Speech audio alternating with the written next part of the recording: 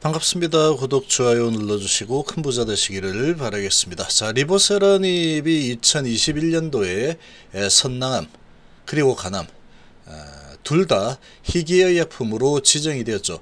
캄넬리주맙도 FDA의 희귀의약품으로 지정이 되었습니다. 자, 이렇게 지정이 되어 있다라는 부분은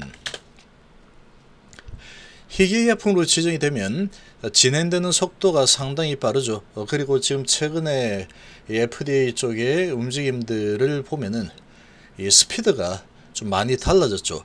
아주 빠르게 진행이 됩니다. 질질 끌면서 아주 오랫동안 진행이 되던 이런 부분이 좀 많이 바뀌었죠. 진행하는 방향이 이 바이든 체제가 들어서면서 바이든의 이 바이든 케어 그리고 캔서 문샷, 인플레 감축법 이런 여러가지 부분들이 신약 개발하는 부분에 상당히 빠른 스피드를 요구하는 부분들이죠. 자, 이런 부분에 실제로 그런 모습들이 나타나고 있습니다.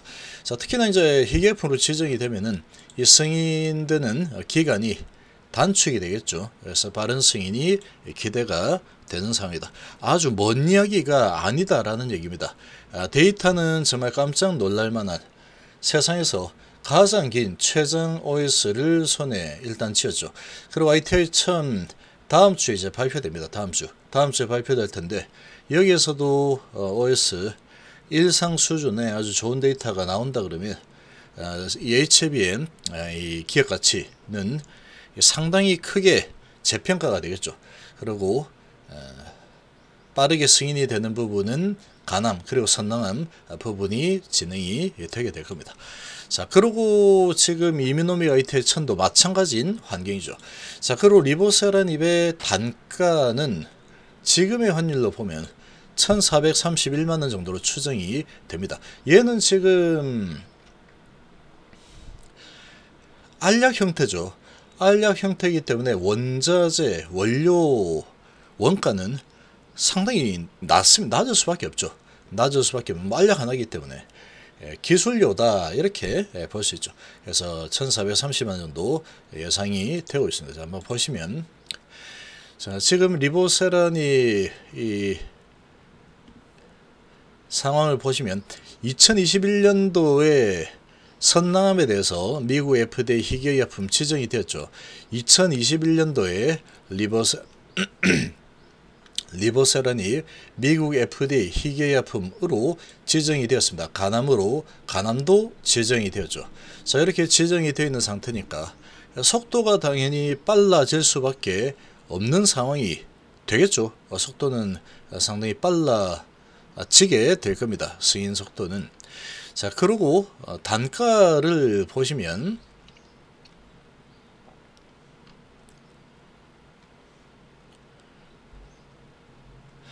자, 영업수익 추정해서 판매 단가 이렇게 나와 있죠. 자, 회사 제시 사업 계획 판매 단가를 기준으로 물가 상승률만큼 증가한다고 가정을 한다. 자, 미국은 $10,000, 유럽은 $5,100, 일본은 $6,300. 이 정도로 지금 책정을 하려고 준비 중이죠. 자, 그리고 이 한국 같은 경우에는 $2,500 이렇게 준비를 하고 있습니다.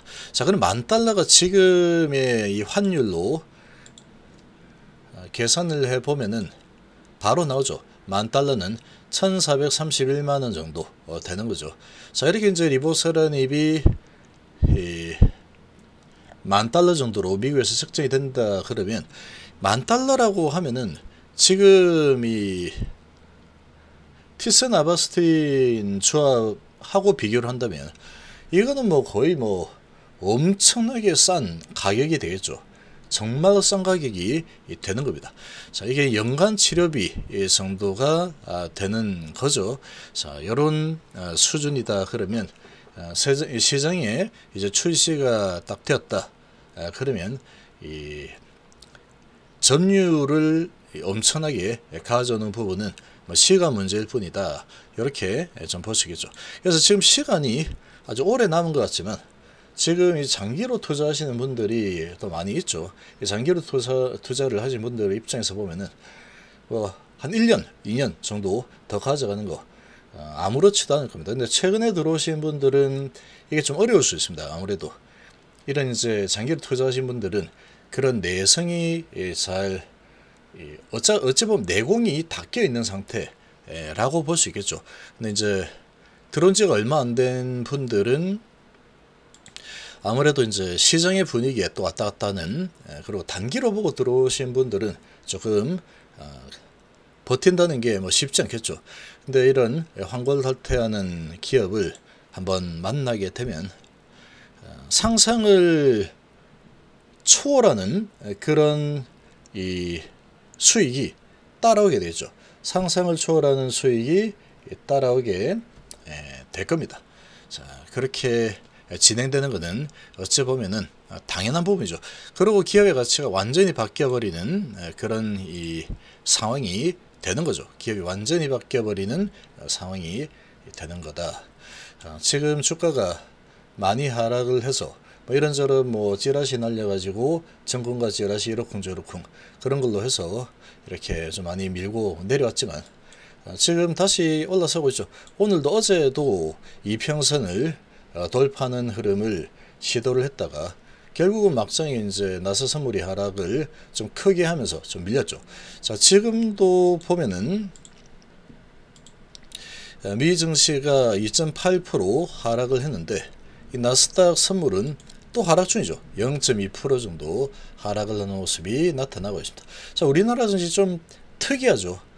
일본 증시도 오늘은 많이 하락을 하고 있고 미 증시 분위기에 그대로 연동이 좀 되고 있는데 2% 정도 하락.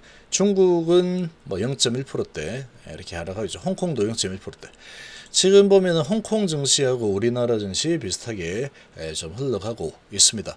워낙에 낙폭이 이미 이유도 없이 엄청나게 얻어맞았죠.